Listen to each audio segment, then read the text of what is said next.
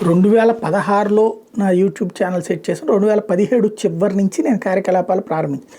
అప్పటి నుంచి నాది ఫాలో అయ్యే వాళ్ళకి తెలుసు అంతర్జాతీయ విషయాలు రాబోయేటటువంటి రోజుల్లో వీళ్ళిద్దరి మధ్యన యుద్ధం వచ్చే అవకాశం ఉంది. ఈ పరిణామాలు చూస్తుంటే యుద్ధ వాతావరణం వస్తుంది అన్నటువంటిది ముందు నేను వీడియోలు చేశాను. ఆ తర్వాత కాలంలోనే ఇజ్రాయెల్కిను హమాస్కి వార్ కావచ్చు, ఇజ్రాయెల్కి హెజ్బుల్లాకి వార్ కావచ్చు, ఇజ్రాయెల్కి హౌతీలకి వార్ కావచ్చు, ఇజ్రాయెల్కి సిరియాకి వార్ కావచ్చు, ఇజ్రాయెల్కి ఇరాన్కి వార్ కావచ్చు, ఇవన్నీ జరుగుతాయని అంతకుముందు మనం మాట్లాడుకున్నాం.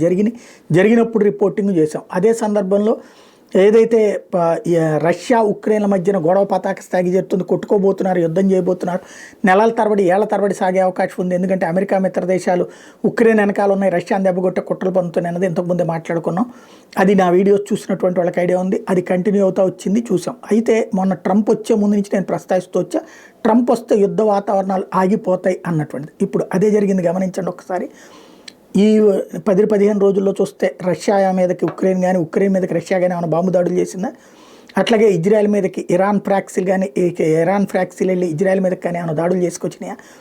ఓవరాల్గా చూస్తే చెదురుమదురు సంఘటనలు మినహా అంతా ప్రశాంతంగా ఉందని చెప్పి ఏదైతే మన దీనప్పుడు చెప్తూ ఉంటామో ఆ తరహాలో ఉంది. లోకల్ అంశాలు తప్పించి పరిస్థితి. అట్లాగే చైనా తైవాన్ వారు కూడా ముగిసినట్టే కనబడుతుంది. బంగ్లాదేశ్ ఓవర్ యాక్షన్ కంట్రోల్లో ఉంది, పాకిస్తాన్ తెలివితేటలు కంట్రోల్లో ఉంది. ఓవరాల్గా యుద్ధ వాతావరణం కంట్రోల్. ట్రంప్ వస్తే ప్రపంచ శాంతి వైపుకి వెళ్తామని ఇంతకుముందే మాట్లాడుకున్నాం. అదే ఇప్పుడు స్పష్టంగా కనబడుతుంది.